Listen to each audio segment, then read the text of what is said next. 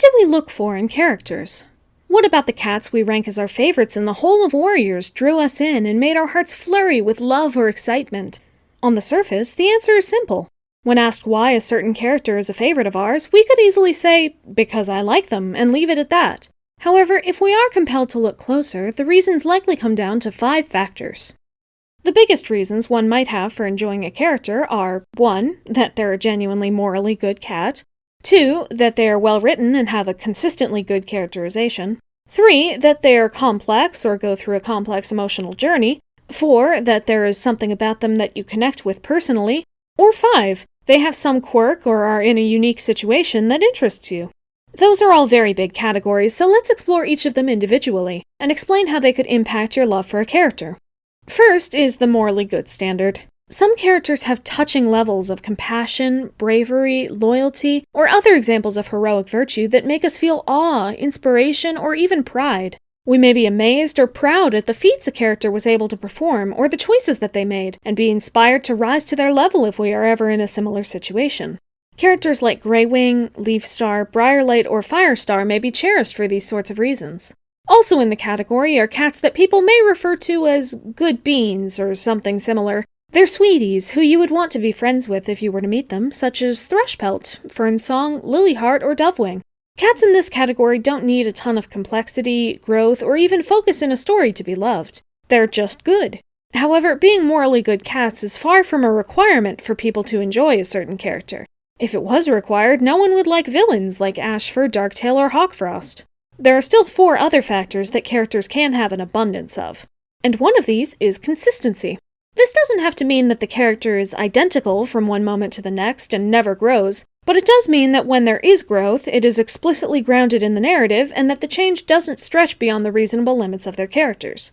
Plenty of cats like Brackenfur, Whitestorm, Turtletail, and Squirrelflight can work for this category, but it might be better in this case to provide examples of cats without consistency, as this trait is more often a repellent when it isn't there rather than an attractor when it is. Mistystar, Hollyleaf, Tigerheartstar, Breezepelt, and others I'm sure you can think of have large inconsistencies in their personalities and goals from one book to the next, and this prevents some people from enjoying their characters.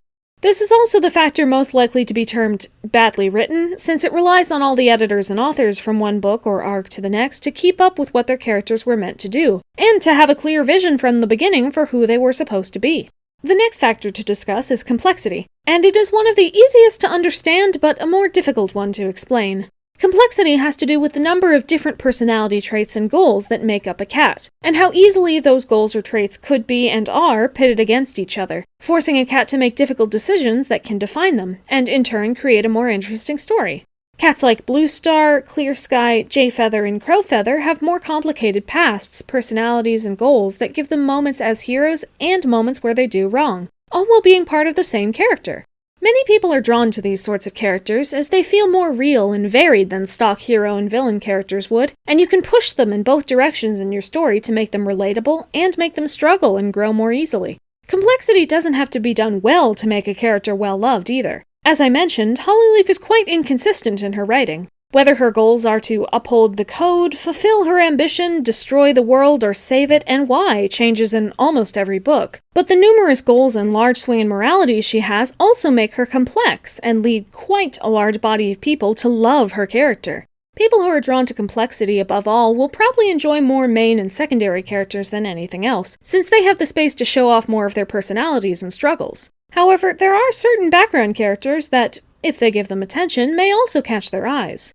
My immediate example for this one is Thornclaw, a remarkably complex background character thanks to how many random ideas were thrown on him for convenience. He isn't written well or given much focus, but for people interested in a complex character, he's your guy.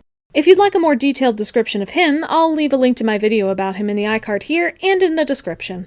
Of course, there are also people who might not care at all how a cat fits into the story or how complex or good they are. If something about a character just catches you and gets you personally attached to them, you may hold on to them forever, regardless of other circumstances. Personal attachment as a factor isn't something I can provide example cats for, since it depends so wholly on the person reading and could apply to almost any cat. Maybe you share an experience with the cat and feel a strong kinship with them for that reason. Maybe they learn a lesson that is, or was, incredibly important for you to learn, and they ended up representing an important time of your life. Maybe they have a personality trait, or several that you relate to, and you often feel like they do what you would do if you were in their paws. Maybe they are from a story that you read a lot as a child, and now the mention of their name can fill you with nostalgia. Or maybe on a whim you had to defend them from other fans, or found you liked their name or design, and you've protected them so long that they've come to feel like yours. There's a wide variety of experiences here, but the end result is about the same. With no logical reason required, you like this character. They mean a lot to you, and no argument against them will keep you from loving them.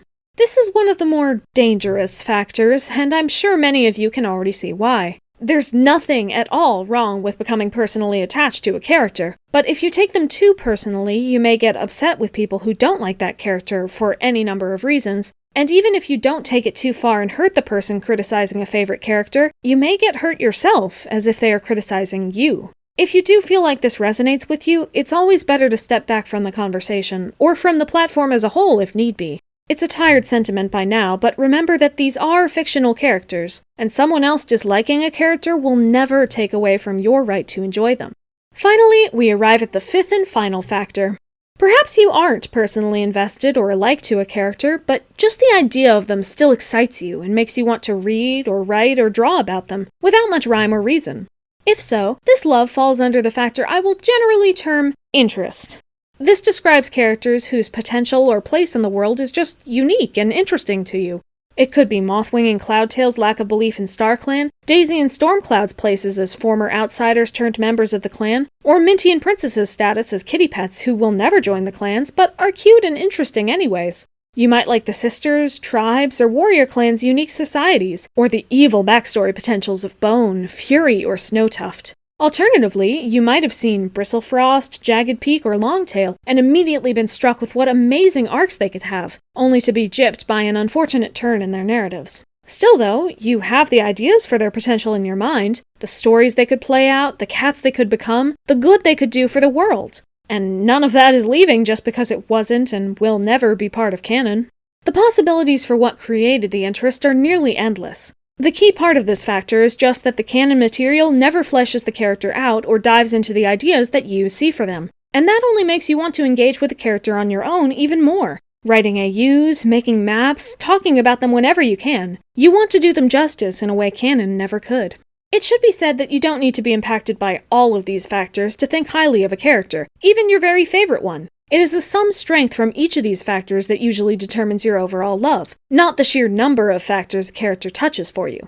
Some factors are more important to some people than others as well. There are people who won't be able to like a character at all if they aren't consistent in canon. Others barely care about the quality of the writing, but can't enjoy characters if they don't have some element of moral righteousness. Still others care most about the personal attachments they can form to characters, or the interesting possibilities and complexities they display, and give little thought to their existence in a narrative. It is entirely up to the individual's taste to see what their favorite characters are, and where that love is drawn from. This video is not meant to say some reasons are more valid than others. It is just here to provide you with a language with which to sift through your own impressions of characters, so you can understand why you might enjoy them, where you might look to find other characters you'll enjoy, and communicate with other people who have different tastes than you. It is also entirely possible that there are factors I've missed. Perhaps there is something else you can think of that impacts the way you determine your favorite characters. And if that's the case, I welcome you to leave your thoughts about it in the comments. I always intend these videos to be dialogues, the beginning of a discussion into a particular topic. My word is not law, unlike the clan leaders. I just want to bring my own thoughts to the table and invite you to think about the subject as well. Thank you for watching, and always remember that you are allowed to like or dislike any character you want. Your character preferences do not determine your own worth.